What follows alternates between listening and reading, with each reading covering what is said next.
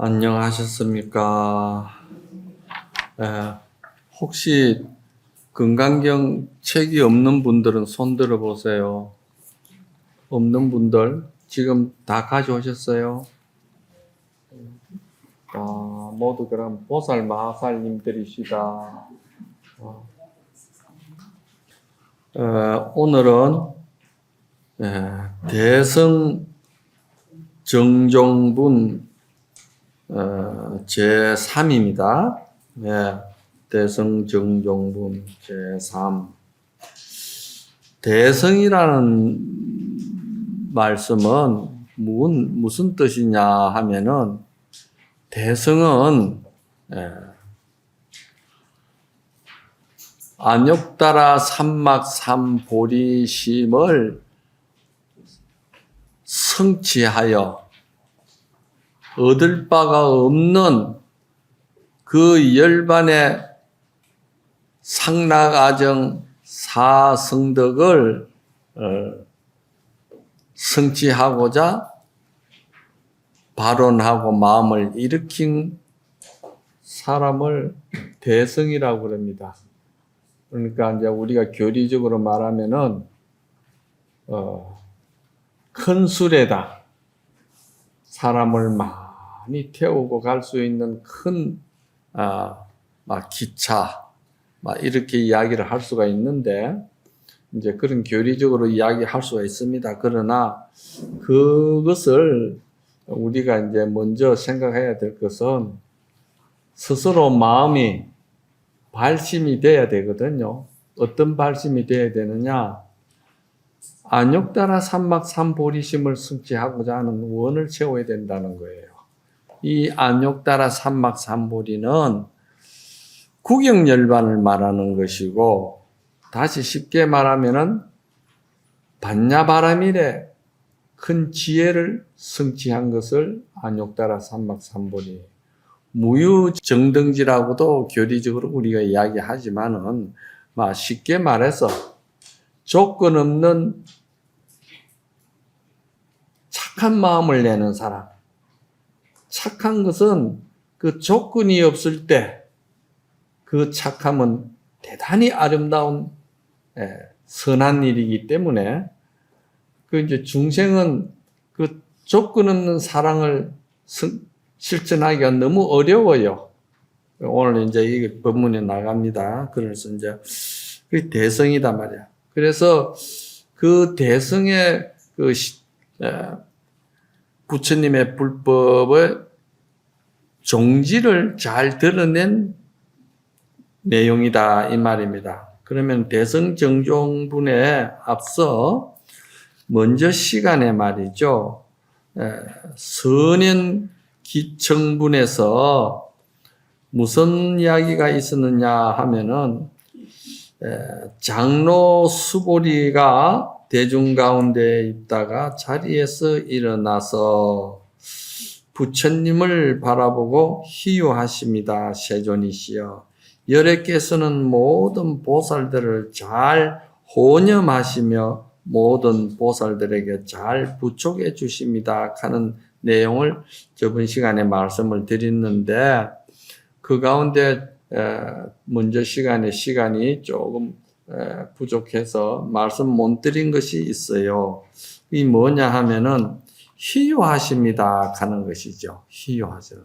부처님께서 사이대성에 들어가셔가지고 탁발을 하시고, 또 이제 기원정사로 돌아오셔서 그렇게 이제 그 탁발해 오신 공양을 다 마치시고는 발을 씻고 다 좌정하셨는데 아무 말씀을 안 하셨거든요. 안 하셨는데 이제 수보리가 볼 때 벌써 알았는 거예요. 왜? 수보리는 지혜가 아주 뛰어난 수행자다 보니까 부처님이 하시는 일거수일투족이 말이지 범부 중생들하고는 다르다는 거예요. 왜냐? 일상생활 속에서 모든 생활 자체를 부처님은 아상도 없고 인상도 없고 중생상도 없고 수조상도 없고 그리고 또한 일상생활 속에서 모든 경계에 분별심을 내거나 모든 경계에 집착하거나 애착하는 그런 것이 전혀 없으신 것을 수보리가 봤단 말이에요. 그러니까 그러한 것은 보통 범부들에게 있어가지고는 없는 일이다. 아주 드물게 있는 일이 아니고 부처님이 아니면은 저 일을 감당할 만한 분이 없는데 부처님이 딱 그렇게 하시거든. 그런데 부처님이 아무 말씀도 안 하시고 그냥 공양 마치시고 자리에 또 앉으셨는데 수보리가 참 부처님 희유하십니다. 참 드뭅니다. 그런다 이 말이야. 그래서 아까도 이제 말씀을 드렸지만 대성정종에 대해서도 말씀을 드리고 하는데 수보리가 아주 희유하다는 그 본래 뜻은 말이지 몇 가지가 있어요. 그 뭐냐 하면은 첫째는 많은 중생 가운데에 안욕따라 삼막 삼보리 즉 말해서 반야를 성취하여서 남음이 없는 조금도 찌꺼기가 없는 최상의 안락과 평온함과 고요함과 밝음 지혜를 갖추신 그 안욕따라 삼막 삼보리를 부처님은 성취하신 것이 일상생활에서 딱 드러나 계신다. 우리는 절에를 오시다든지 뭐 기도를 하신다든지 뭐 선방을 간다든지 하면은 그 기간 내에서만 모두 다 이제 어떻게 막 그 자체 어떤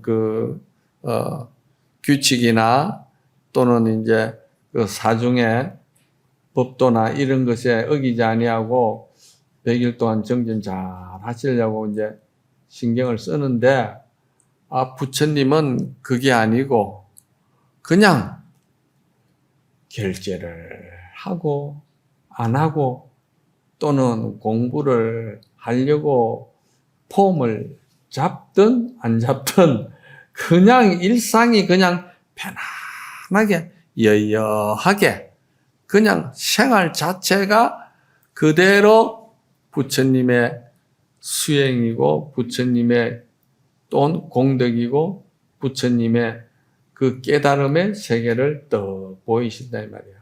이것을 이제 안욕따라 삼막삼보리를 성취했기 때문에 그렇다는 것을 수보리가 보고는 참 희유하십니다. 첫째 이제 그렇게 이야기하고 두 번째는 무엇이 또 희유하냐 하면은 부처님께서 안욕따라 삼막삼보리를 성취하셨기 때문에 일체 중생들이 전부 다 불성을 가지고 있다는 거. 안욕따라 삼막삼보리의 반야보리 지혜를 갖추고 있다는 것을 부처님은 보시고 그거를 이야기를 하셨다는 거. 예. 부처님이 최초로 하신 거잖아. 그죠? 일체 중생 계유불성이라는 것은 부처님이 처음 하신 말씀이거든. 그러니까 그것이 두 번째 참으로 희유하다는 거예요.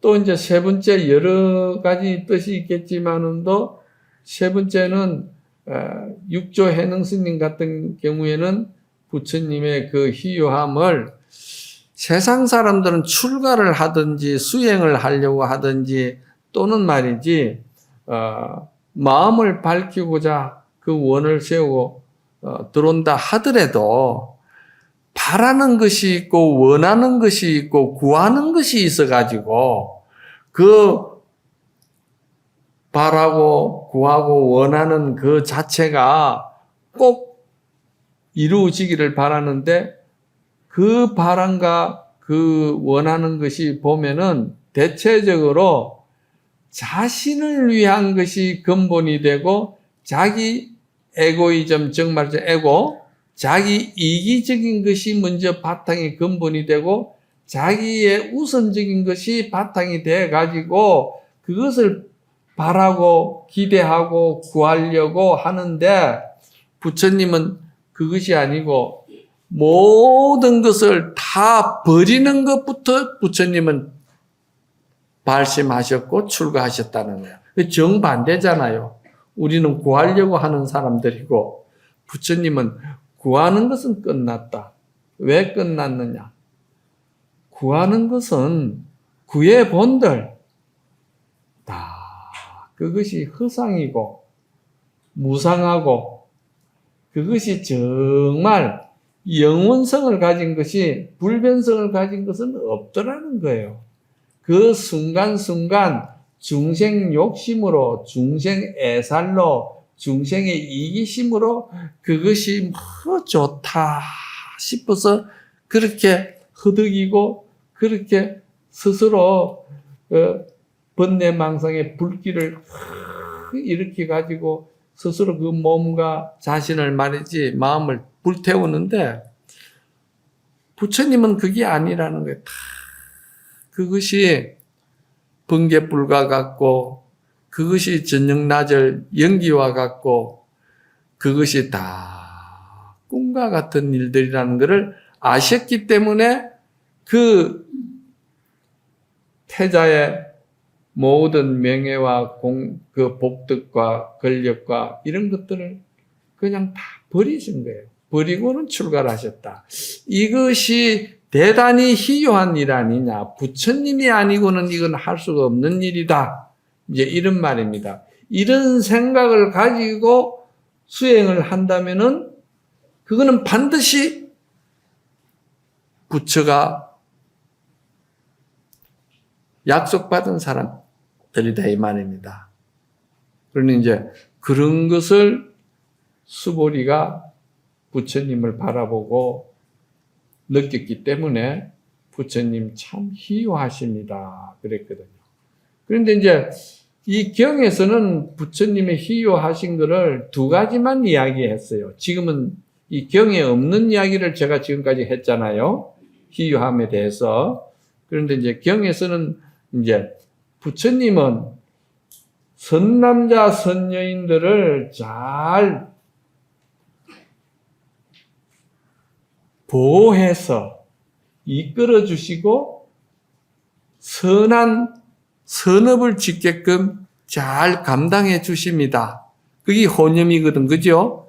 그거를 이제 한 가지 이야기했고, 두 번째는 부처님께서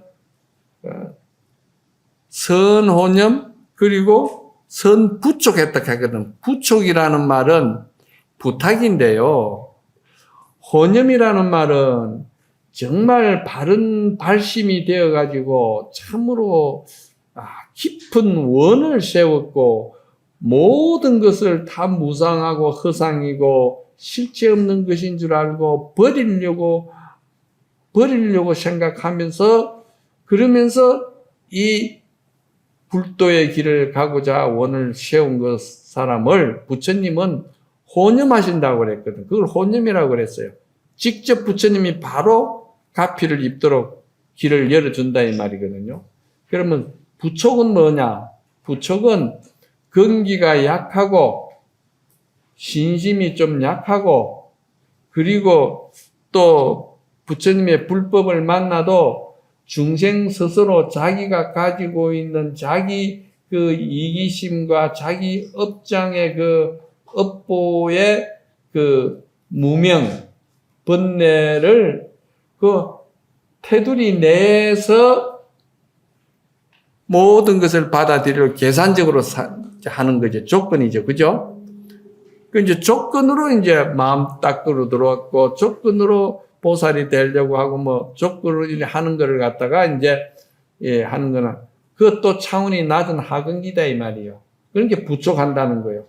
부탁한다, 이 말이야. 부탁은 본인이 직접 하는 건 아니잖아요. 누구를 시켜서 그 사람에게 부탁하는 기거든. 그러니까 차원이 다르죠. 이것이 이제, 그 뭐냐 하면은, 세존이시여 선남자 선여인이 했거든. 착한 남자 착한 여인이 그 부처님이 성취하신 안욕따라 삼막삼보리 대보리심의 반야지혜를 성취하고자 하면 그 마음을 어떻게 머물러야 하며 그 마음을 어떻게 수행해야 하며 그 마음을 어떻게 항복받아야 합니까? 하는 말로 이제 저번 선행 기청분에서 내용이 이야기가 되었지요. 이제 그걸 제가 다시 한번 일러주시는 거예요. 그걸 잘 들으시고 또 다시 이제 오늘은 대성정종분이 된다 이 말입니다. 그러면은 대성정종분에서 우리가 이제 같이 한번 독경하도록 합시다. 부처님께서 수보리에게 말씀하셨다. 모든 보살마살은 응당 이와 같이 그 마음을 항복받을지니라. 세상에 있는 일체 중생의 종류인 알에서 태에서 태어난 것, 습기에서 태어난 것, 변화로 태어난 것, 형식이 있는 것, 형식이 없는 것, 생각이 있는 것, 생각이 없는 것, 생각이 있는 것도 아니고 생각이 없는 것도 아닌 것들을 내가 다 무여열반에 들게 하고 제도하리라. 이와 같이 한량 없고 헤아릴 수 없고 끝이 없는 중생들을 제도하되 실은 제도를 받은 중생은 없느니라. 왜냐하면 수보리야. 만약 보살이 아상 인상이나 중생상이나 수자상이 있으면은 보살이 아니기 때문이니라. 예, 이렇게 이제 대성정종분 내용은 그렇습니다. 그러면 여기에서 이제 다시 한번 대성정종분을 잘 이제 설명해 드릴 테니까 또 이제 한번 들어보세요. 예, 그렇게 선행기청분에서는 수보리가 어떻게 선남자, 선여인, 착한 남자, 착한 여인들이 그 부처님의 최상승 안욕따라 삼막삼보리심을 성취하고자 하면은 어떻게 그 마음을 머물러야 하며 어떻게 그 마음을 수행해야 합니까? 어떻게 그 마음을 항복받아야 됩니까? 이렇게 물었는데 대성정종분에 들어와 가지고는 착한 남자, 착한 여인이라는 말이 빼버렸어요. 없어졌죠? 바로 모든 보살마살은 응당 이와 같이 그 마음을 항복받을지니라 이래놨어요. 그러니까 선남자, 선여인이 대성정종분에 와서는 그 자체가 없어져 버렸다 이 말이야. 그 왜 그러냐? 여기 이제 좀 의심스럽죠, 그죠? 선남자, 선여인이 근본이 돼가지고 물었는데 부처님은 답변을 보살마살로 답변이 나온다 이 말입니다. 그래서 그 연유를 제가 이제 말씀을 드리는 거예요. 선남자, 선여인은 쉽게 말해서 발심이 바른 정법으로 원을 세우고 발심이 돼 있지 아니한 사람을 착한 남자, 착한 여자, 우리 일반 범부를 말하는 거예요. 그러니까 스님들이 출가를 했고 보살 여러분들이 말이지 이렇게 다 마음 닦으려고 막 스님들이랑 똑같이 그 마음 출가 다 하신 분들인데 그런데 이 선남자 선여인이 어째서 이 구절에서 바로 보살마살로 건너뛰어 버리느냐 이 말이야. 그러니까 일반 범부 중생들은 말이죠. 착한 행위를 하는 것이 한계가 있어요. 어떤 한계가 있느냐 하면은 첫째, 범부 중생은 자기라는 자신에 대한 자기 몸이라든지 자기 지금 현재 느끼든지 보든지 알든지 느끼고 보고 아는 모든 경계에 대해서 일반 범부들은 그 마음이 자기 본 마음이라고 지금 생각하고 있는 거예요. 무슨 말인가 아시겠어요? 지금 내가 경계를 보고 듣고 알고 하고 있는 이게 내 마음이고 이게 나의 주인공이고 그리고 내 4대 육신 이것이 나의 몸이고 아주 나의 이제 하나의 정말해서 전체다 이 말이요.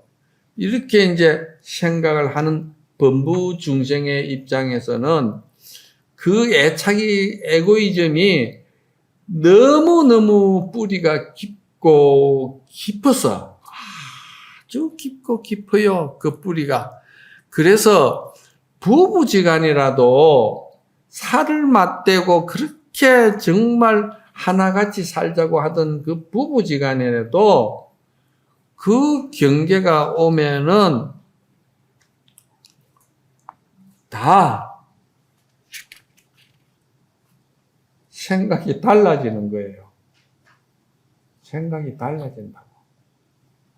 그래서 첫째는 그 착한 것이 반야지혜의 착함이 아니고 범부 중생들의 자기 이익을 바탕으로 한 한계를 못 넘어선다 이 말입니다. 그래서 그 착함은 예를 들자면은 착한 일을 조금 했으면은 범부 중생은 그 착한 일 한 것을 많은 사람들에게 알리고 싶어 해요. 그렇지 않아요? 여기 계시는 분들은 아주 그 속되고 어리석고 정말 탁한 그런 분들이 아니어서 설마 스님 그렇게 말씀하시지 마세요. 기분 참 엄청 안 좋습니다. 아니 우리도 착한 일 좀 하고는 전혀 아상인상 그런 거 없이 아무 조건 없이 착한 일 합니다. 그러면 사실은 그 쉽지를 않아요. 자기 스스로가 자기 자신 내면을 잘 관찰해 보세요. 요걸 반조라고 그러거든요. 그리고 반야신경은 요걸 갖다가 조견이라고 그랬거든요. 잘 살펴 성찰하고 조견 이 잘 지혜로서 본다 이 말입니다. 그러고 보면은 좋은 일 좀 해놔 놓고도 그것이 먼저 사람들에게 먼저 알리고 싶어 해요. 그게 이제 자기라는 그 이제 아상이 발동을 하는 거죠. 그러면 이제 여기 계시는 분들은 어떤 정도 수준이냐. 좋은 일을 좀 했다 하더라도 여기 계시는 분들은 그 좋은 일에 대해서 스님, 저는 정말 부처님의 금강경의 공사상을 제가 실천하고자 하기 때문에 제가 뭐 좀 좋은 일을 했다 하더라도 그걸 누구한테 알린다든지 대가를 바란다든지 누가 알아주기를 바란다든지 전혀 저는 그런 거 없습니다. 그냥 아무리 착하고 친한 친구, 지인이라도 저는 말 안 하고 부부지간에도 저는 말을 안 합니다. 그런다 이 말이에요. 그거 대단한 거 아닙니까? 그런 분들 여기 계시죠? 많이 계시죠? 예, 그렇습니다. 대답하시는 거 보니까 다 그런 것 같아. 그게 세월이 조금 가면은요, 그게 바뀌어버려요. 그냥 알리고 싶고 자꾸 이제 그런다 이 말이에요. 그런데 지혜가 있고 발심이 있고 신심이 있는 사람은 아무도 안 알리고 싶다 이 말이에요. 그런데 그 사람 마음에는 무엇이 들어앉아 있느냐면은 너희는 다 몰라도 된다. 우리 부처님만 알아주면 된다. 딱 이게 들어앉아가 있는 거예요. 아시겠어요? 그러니까 범부 중생이 할 수 있는 일은 복을 많이 짓고 상도 내고 또 나와 남이 차별성이 있고 또 수명도 오랫도록 좀 잘 살고 싶고, 이러한 것을 잘 내가 복을 받고, 그래서 죽어서는 내가 천상에 나고 싶다. 열반하고는 상관없다. 천상에 나고 싶다. 그리고 죽어서 다시 인간 세상에 사람 몸 받기를 원한다. 이게 범부중생의 한계고, 그게 그 한계를 못 벗어난다 이 말이에요. 그런데 보살은 여기서 이제 완전히 벗어난 사람을 보살로 이제 들어가는 거예요. 그래서 이제 보살이라는 것이 본래는 보사님이다. 예? 보사. 보할 보자, 절사자. 보살은 사중의 절을 살펴주고 사중의 모든 어려움을 또 바람막이를 해주고 또 사중의 모든 어려운 이런 일들을 갖다가 잘 챙겨서 그 공동체가 잘 함께 선행의 그 착한 선행의 업을 지어갈 수 있게끔 우리가 서로서로 상부상조 도와주는 일을 한다고 해서 보사님이었는데 그 보사님은 한계가 돼 있으니까 보살로 더 성화시켜버린 거예요. 그래서 이제 보살이 된 것이다 이 말이에요. 보살. 예? 그래서 자, 그 다음에는 이 보살이 그러면은 세상에 있는 일체 중생의 종류인 알에서 태어나고 태에서 태어나고 습기에서 태어나고 변화해서 태어나고 뭐 행식이 있고 행식이 없고 생각이 있고 생각이 없고 뭐 생각이 있는 것도 아니고 생각 없는 것도 아니고 이렇게 이제 이야기를 하면 너무 복잡해져요.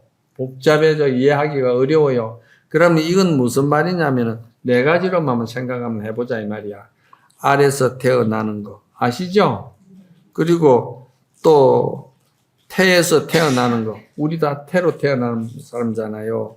그리고 습기에서 태어나는 거 아주 미시한 그 업성을 가진 거는 습한 데서 태어나고 그리고 이제 변화해서 태어나는 거 변화해서 태어나는 거는 업을 내가 잘 선업을 닦은 사람은 죽어서 다시 사람 몸을 받는 것이고 그 선한 행위의 공덕과 복덕에 인해 가지고 천상에도 나고 극락에도 나고 해서 다시 인도 한성해서 이제 이렇게 되는 거 아닙니까? 그래서 이거를 이제 태에서 인간이 되는 거고 또 변화하여서 태어난다는 말은 축생이 그래도 저 성근 선업이 있어가지고 사람 몸 받는 거를 갖다가 그 어찌 됩니까 그러면? 그 완전히 변화된 거잖아요. 또 남자의 장부의 마음을 가졌다가도 다시 태어날 때는 여자의 몸으로 받는 사람도 있거든요. 여자 몸. 그렇잖아요. 그거 다 바뀌잖아요. 그래서 변화해서 태어나는 거예요. 우리가 이렇게 생각하면 돼요. 그런데 이제 때로는 이제 모든 생명들은 진화해가지고 오기 때문에 진화해서 변해 온다는 또 이런 그 유물론적이고 물리학적인 그런 이제 차원에서도 이야기하지만은 종교적으로 볼 때는 모든 것은 다 마음이 근본이기 때문에 대성은 마음이 근본이고 마음에 의해서 안욕따라 삼박삼보리도 없고 마음에 의해서 반야바라밀도 수행도 하고 하기 때문에 마음이 모든 이 정말에서 아상, 인상, 중생, 수자상도 다 성취할 수 있는 근본이 되기 때문에 이제 마음 가지고 이야기하는 거죠. 그죠? 그래서 보살은 이러한 말이지. 그 이제 폭이 이제 아주 넓어졌죠? 보살에서 보살 이렇게 될 때는 폭이 많이 넓어졌잖아요. 우리 절, 내 절, 뭐 이렇게 해가지고 또 봉사하고 좋은 일하고 뭐 기부하고 모두 하는데 거기서 더 폭이 넓어진 거라. 폭이 넓어져 가지고 이제 모든 그 마음 쓰는 자신의 어떤 그런 그 성품이 말이지 많이 반야바라민 수행법으로 인해서 많이 성화되어 버렸어요. 많이 이제 참으로 지혜롭게 되었다 이 말입니다. 그 지혜롭게 됐는데 사실은 선남자 선여인의 입장에서는 그 한계가 해놓고 보면은 내가 너한테 얼마나 잘해줬느냐 그렇지 않아요? 내가 당신한테 할 만큼 했지 않냐? 내가 당신한테 헌신할 만큼 했지 않느냐? 내가 당신한테 순종하지 않았느냐? 사랑하지 않았느냐? 이것이 말이지 여기에 자리를 찾고 있어가지고 그것이 나는 착하고 조건 없고 그것이 참으로 보살의 마음인 줄 알았는데 그게 보살의 마음이 아니고 어떤 경계에 딱 부딪히니까 그 경계에 부딪히니까 이게 이제 마음이 쉽게 말해서 뒤집어지는 거야. 그 마음이 뒤집어져 버렸다 이 말이에요. 그런데 그게 착한 남자, 착한 여인의 한계입니다. 사실 우리가 알고 보면은요, 그 한계 속에서 사는 사람들입니다. 지금. 그런데 특별하게 발심이 잘 된 사람은 그 한계를 벗어난다 이 말입니다. 그렇게 희유한 사람들이죠. 그렇죠? 희유한 사람들이라 그랬어. 그러니까 이게 전부 다 마음 하나 가지고 지금 이야기가 되고 있는 거잖아요. 그렇죠? 마음 밖에는 다른 이야기가 아무것도 없습니다. 그래서 여기서 그 선남자 선여인의 한계를 뛰어넘어 가지고 찌꺼기가 없는 최상의 열반의 모든 중생들을 다 이제 제도하게끔 하는 그 원이 차원이 높은 것이 그게 보살의 원이다 이 말이야.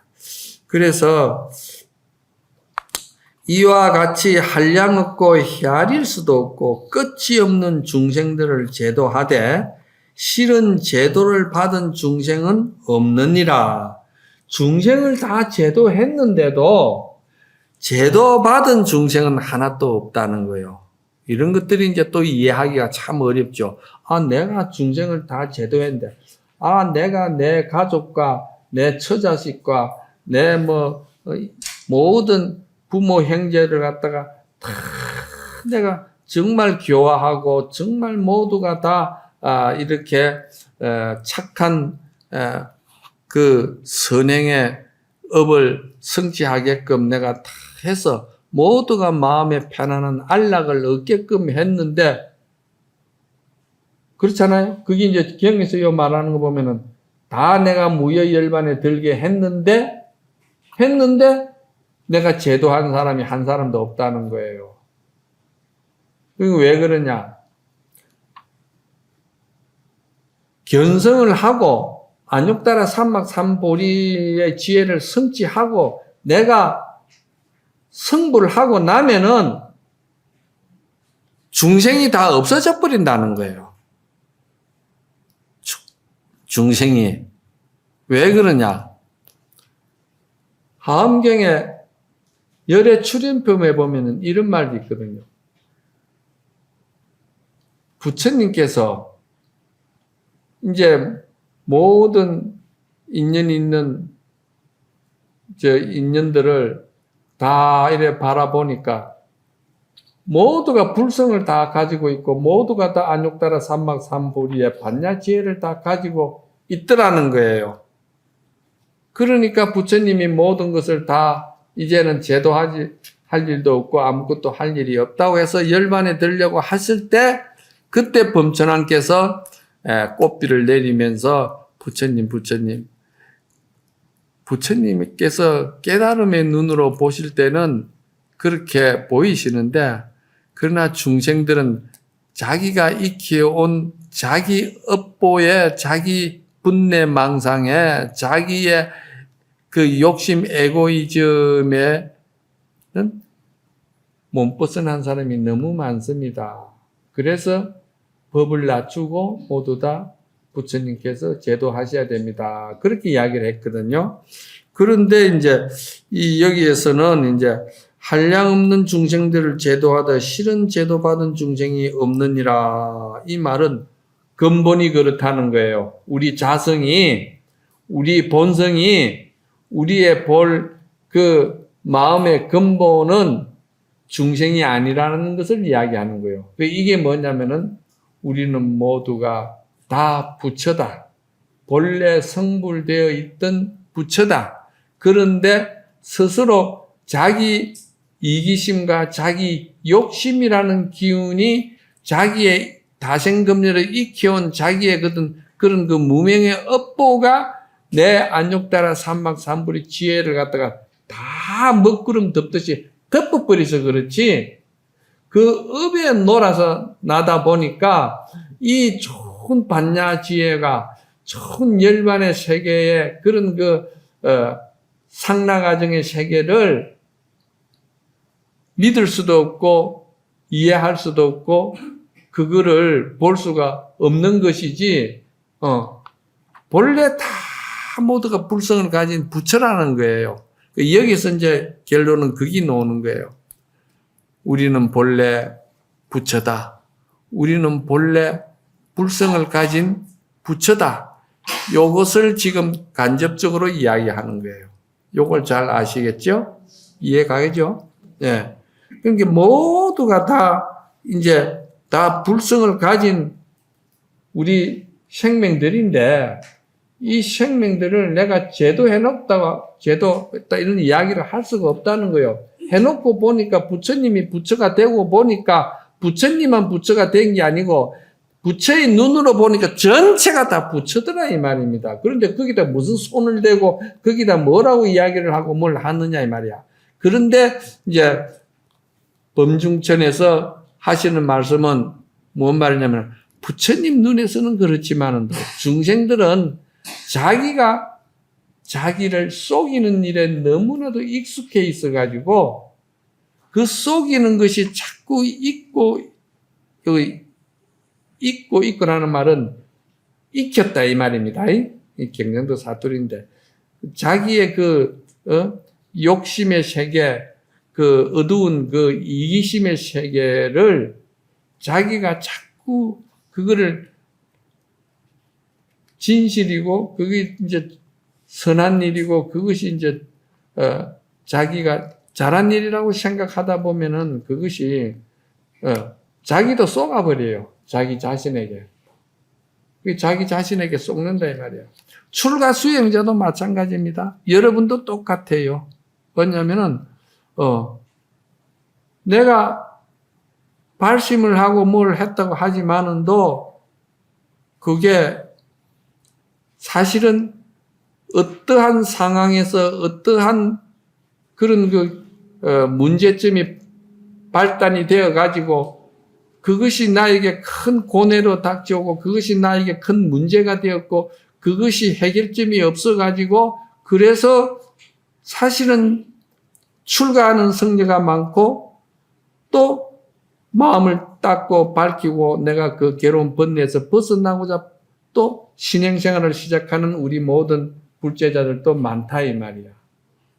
그런데 이것이 그것이 수보리야 만약 보살이 아상이나 인상 중생 수자상이 있다면은 이건 보살이 아니다 이 말입니다. 보살이 아니다 이 말입니다. 아상, 인상, 중생, 수자상이면 적비보살이다 이 말이거든요. 그러니까 여러분들이 이 그러한 범부 중생들의 그 착한 마음이라든지 이런 발심이라든지 믿음이라든지 이런 것들이 한계가 있다고 말씀을 드렸잖아요. 그런데 보살이 정말 참 발심이 된 사람에게는 이 한계성을 뛰어넘는다는 거예요. 이 한계성을 뛰어넘는다는 거예요.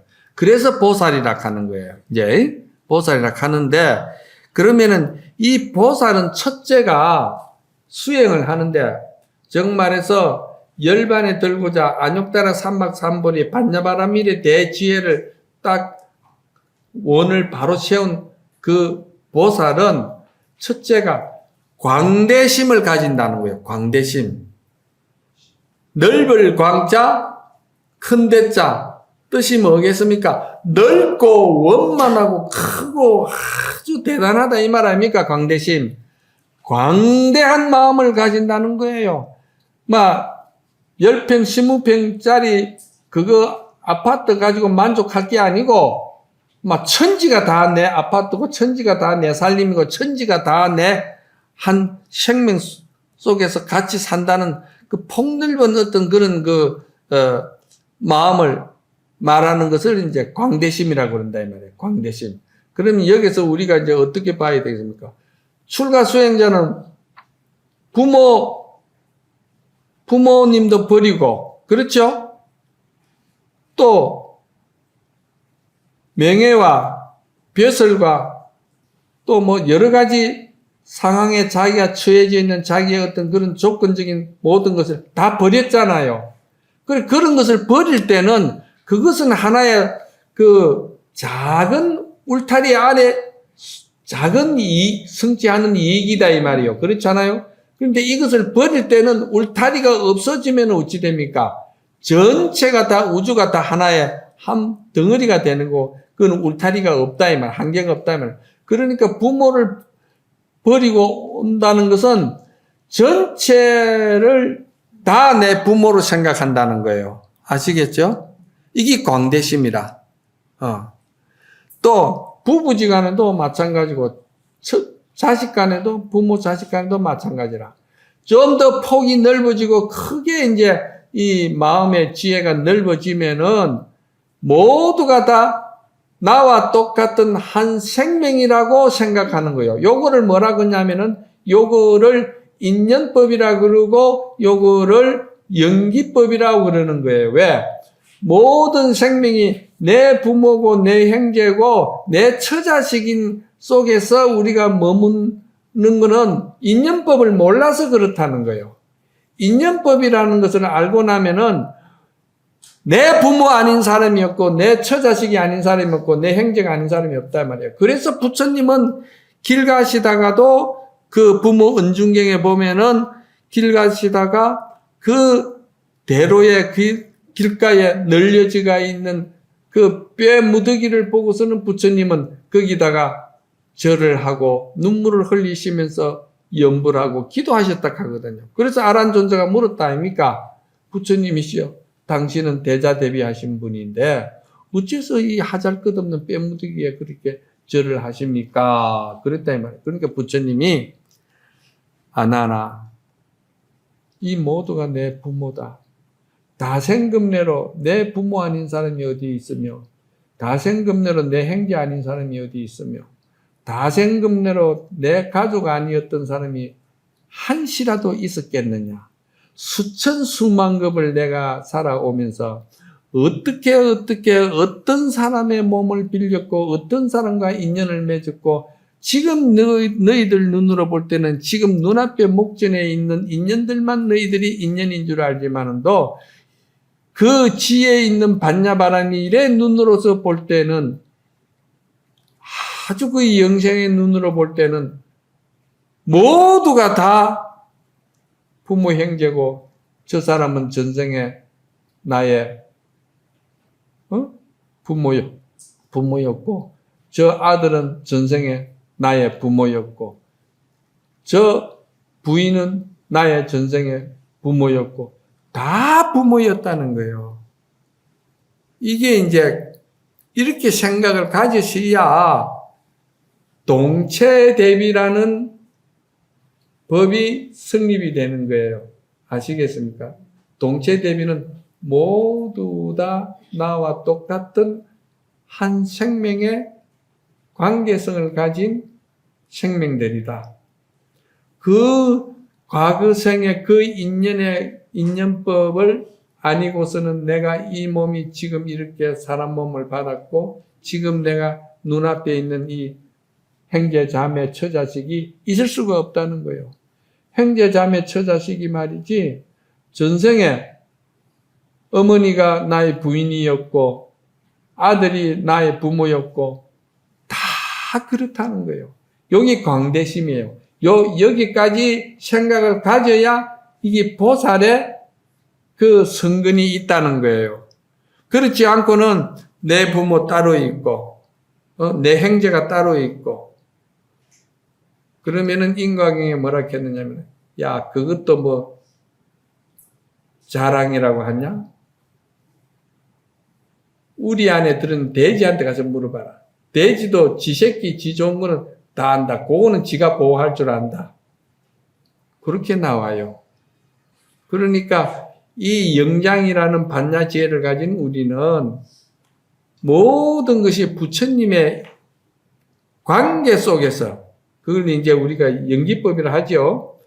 모든 것은 인연법에 의해서 우리가 전부 다 만나고 헤어지고 했는데, 그 만나고 헤어지는 과정에서 좋은 생각으로, 참으로 지혜 있는 마음으로, 아주 선하고 지순한 생각으로 원을 세운 인연들은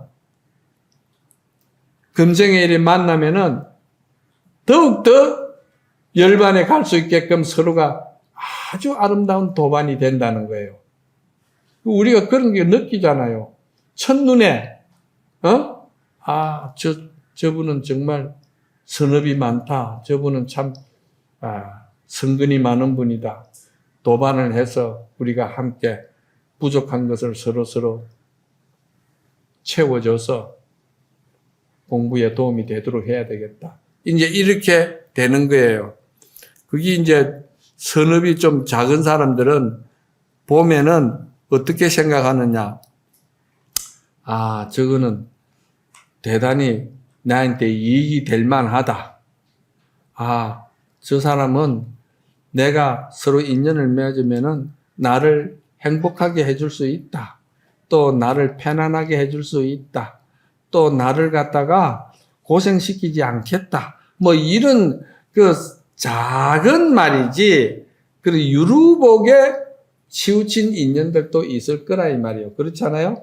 그런 인연들인데 그거를 여러분들 대단히 중요하게 생각하는데, 이 보살 세계에 들어가면은 그거는 전부 다 꿈 같은 소리다 이 말입니다. 아시겠죠? 예, 그래서 이제 첫째 광대심을 가져야 된다. 발심을 하려면 이 광대심이 꼭 제일 근본이 돼야 된다는 거예요. 이 금강경에서 주장하는 사종심입니다. 첫째 광대심.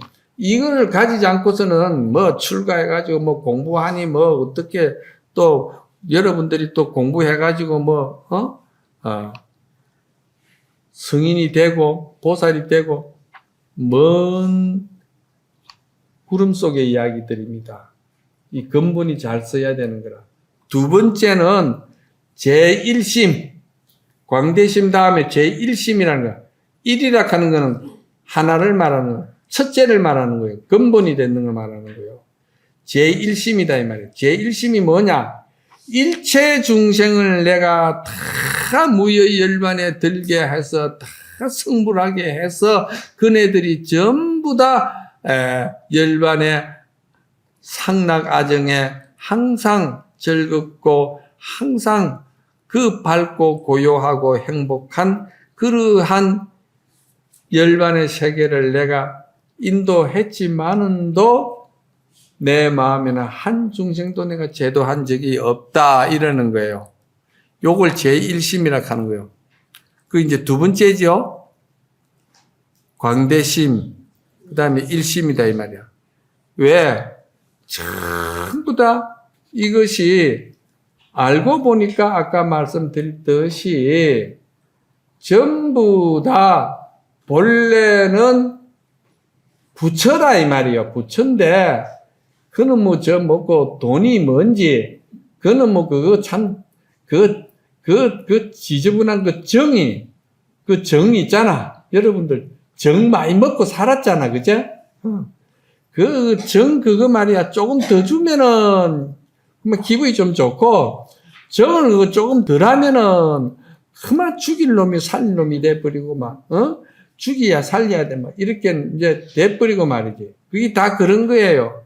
그런데 이게 말이지 모든 것이 다 자기 이기심 때문에, 자기 욕심 때문에, 그거는 전부 다 아지랑이고, 실체도 없고, 그게 꿈 같은 것이고, 그거 다 허상인데, 발심이 안 돼가 있으면은, 그 지한테는 그게 절대적인 큰 보물로 다가오는 거예요. 절대적으로 저거는 내한테 이익이 된다는 걸로 집착해 버리는 거예요.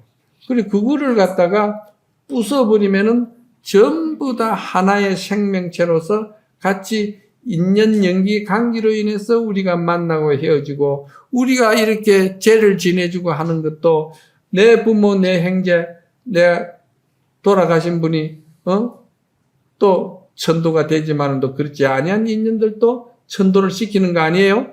그것도 다 인연 관계를 만들기 위해서 그러는 거예요.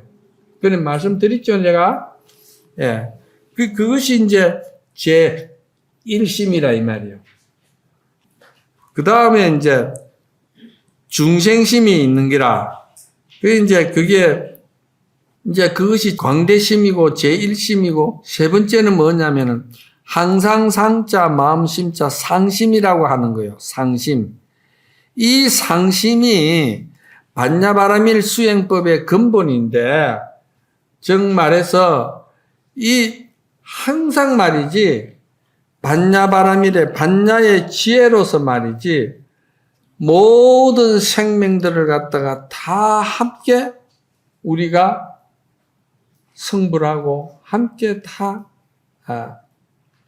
이고등락해야 된다는 그런 원을 항상 가지고 있는 사람이에요.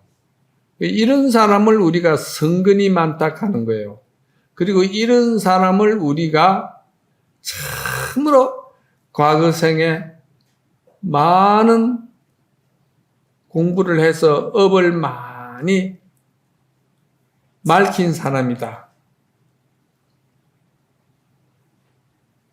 그러니까 굉장히 이제 이 참 상심이 중요한 거예요. 그냥 일상생활 속에서 항상 자기를 근본으로, 자기를 이기심으로, 자기의 자존심, 자존심 그거요.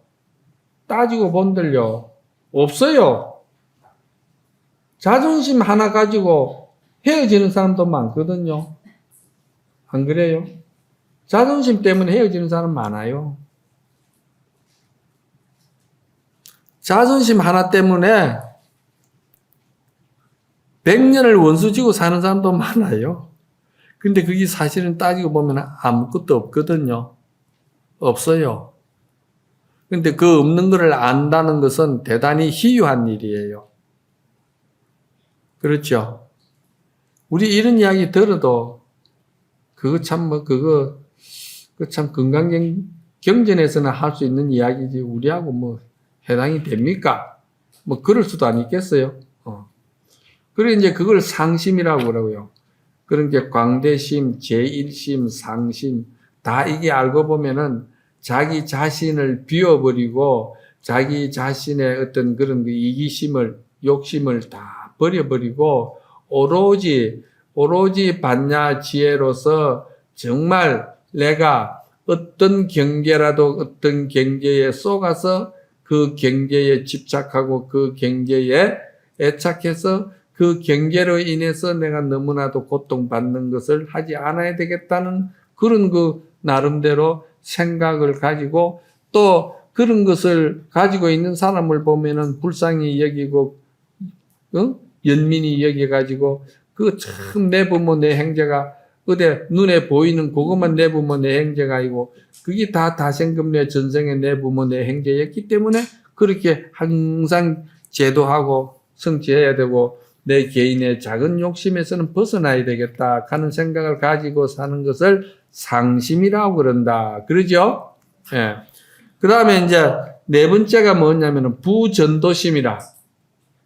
이거 이제 대성 불교에서 주장하는 이 사종심이 근본입니다. 이걸 꼭 알아 놓으셔야 돼요. 발심을 했든 공부를 했든 뭘 했든지 간에 이 사종심은 꼭 알아 놓으셔야 돼요. 이걸 알아가지고 이것의 근본에서 모든 공부가 펼쳐져 나가는 걸 갖다가 그것을 정법이라고 그러고 그거를 안욕따라 삼막삼보리 지혜라고 그러는 것이고 그것을 우리는 뭐라고 그러냐면은 그것을 근본 자기 자신을 바로 우리가 이제 해탈시킬 수 있는 법이다. 이 말입니다. 그럼 이제 네 번째는 이제 부전도심인데, 전도라는 말은 뭔 말이에요? 뒤집어진 걸 말하는 거예요. 뒤집어진 거를. 그 뒤집어진 게 뭡니까? 중생 범부들의 욕심 세계, 자기 어떤 그런 이기주의적인 생각, 그리고 오용락의 생각, 오용락의 세상, 오용락은 뭐 명예도 들어가고, 명예 하나 가지고 평생을 죽고 살다가 나중에는 끝에 가서 자기 명대로 못 살고 스스로 명을 끊는 사람도 많잖아요. 재물도 마찬가지입니다. 재물도 결국은 나중에 가서 그거 다 짊어지고 보따리 싸가 갈지도 못하면서 막 그것 때문에 명을 끝내는 사람도 많고요. 이거 재색지 모든 것이 말이지, 오용락이 사실은 나쁜 거는 아니지만은 또 좋은 데로 쓸 수 있는 자기 지혜가 부족하기 때문에 그렇다는 거예요. 이 부처님의 불법을, 반야바라밀법을 알면은 그 오용락이 참으로 좋은 것이기 때문에 좋게 잘 쓸 수가 있는데, 그 반야 지혜가 없으면은 그걸 전부 다 자기 죽일 것으로 써먹고 있는 거예요. 자기 죽는 것을 써먹고 있는 거다 이 말이야. 그래 이거를 갖다가 전도심이라고 그래요. 그래 반야신경에도 원리 전도몽상이라냐. 전도몽상은 뭡니까? 꿈속의 일들을 갖다가 다 몽상이라고 그러는 거예요. 그렇잖아요? 전도몽상. 그래서 모두가 이게 다 전도몽상으로 중생은 살고 있는데, 부처님의 금강경 이 반야바라밀 공의 세계를 알면은 말이지, 그 전도몽상에서 벗어난다는 거예요. 벗어나는 그 지혜가 뭐냐? 그 지혜는 색이고 공인 줄을 알고, 공이 또한 바로 색인 줄을 안다는 거예요. 색이라는 것은 모든 물상을 말하는 거잖아요. 모든 인연이고 모든 형상을 말하는 것이고, 모든 경계에 우리가 보고 듣고 아는 이 육진의 세계, 아니비술신의 이 세계를 갖다가 우리는 이게 꽃송이 하나도 이게 전부 다 아니비술신의 세계인데, 이 세계가 전부 다 뭡니까? 이게 다 색의 세계 아닙니까? 그렇죠? 색이다 이 말이야. 그런데 이 색을 보면서 색이 좋기는 좋고 아름답기는 아름답고 참으로 향도 좋고 대단히 좋은 것인데 버려야 될 것은 아닌데, 이것을 자기 이기심으로 생각하고 자기 어떤 그런 욕심으로 생각하고 자기 그 이기적인 것으로만 생각을 탁 돌려버리면은 이것이 전부 다 괴로움이 되고 고통이 되고 외로움이 되고 슬픔이 되고 눈물이 되고 통곡이 되고 한이 된다는 거예요, 이게. 그런데 범부 중생은 이거를 못 벗어난다는 거예요. 그래서 부처님의 이 불법이 지혜, 반야의 지혜를 깨닫고 아는 사람은 그래서 희요한 세상이다 이 말이야. 희요하다 이 말이야. 저런 일을 어떻게 할 수가 있나 이 말이지 이제. 그렇게 스보리가 볼 때 참 희요하십니다, 부처님. 참으로 희요하십니다 그러거든요. 그러니까 반야바라밀의 지혜의 이 법이 아니고서는 어떻게 그거를 감당할 수가 있느냐 이 말이야. 그렇게 색이 곧 공이요, 공이 곧 색이라는 이치를 우리가 바로 눈을 떠야 된다는 거예요. 그러면 공이라 했을 때, 그럼 공이라는 건 아무것도 없는 말이지. 허무하고 허상이고 무상하고 말이지. 뭐 이거 뭐 손잡을 때도 없고 의지할 때도 없고 뭐 너무 허망한 것 아니냐. 그게 아니거든요. 공이 바로 완전한 공으로서 자기가 체험이 되고 거기 경험을 하고 거기서 자기가 발심이 되고 거기서 참으로 자기가 마음에 평정을 찾았다 하면은 그 공이 어떻게 되느냐? 그 공이 전체적으로 살려내는 하나의 아름다운 세상이 되는 거예요. 왜? 허공이 말이지 이 세상의 모든 것을 다 생명을 키워내고 생명을 만들어내고 생명이 생명끼리 기뻐하고 생명이 생명끼리 서로 사랑할 수 있게끔 만들어주는 것이 근본이 누가 합니까? 허공이 하는 거예요. 논리적으로 말하면은 허공이 한다 이 말이야. 그러니까 공에서 머물지 아니하고 열반을 공이라고 그러잖아요. 열반을. 그러니까 열반에 머물지 아니하고 거기에서 한 걸음 더 나아간다 이 말이야. 한 걸음 더 나아간다고 그랬을 적에 우리 보살님이 그런 말을 하되, 스님, 저는 사실 속가에 있을 때 아무것도 할 수도 없고 참 제가 몸도 약했고 마음도 너무너무 제가 참 이기적이고 자존심이 많고 그냥 내 본의적으로만 살고 단순하게 그래 살았는데 참 이게 절에 와서 다 지내다 보니까 그 나약했던 몸도 한 곱이 한 곱이 한 곱이 자꾸 고비를 극기하고 이기고 넘기다 보니까 몸도 튼튼해지고 건강해지고 전에는 조금도 이해할 수 없고 조금도 용서할 수 없고 조금도 절대 용서 못할 사람인데도 지금은 무상한 것도 알고 그게 다 인연소진주도 알고 그 이해가 가고 조금 이렇게 눈이 열린다는 거예요. 그것을 본인이 생각할 때는 백척간두의 진일보라고 생각했다는 거예요. 그래서 내가 그거 맞다고. 백척간두는 뭡니까? 중생으로 말하면 자기 한계점을 말하는 거예요. 그렇지 않겠어요? 자기 한계점인데 거기에서 무너지지 아니하고 거기에서 자꾸 말이지 내가 이것을 극기해야 되고 여기서 내가 참으로 또 한 번 내가 더 마음을 모아야 되겠다. 또 한 번 내가 더 마음을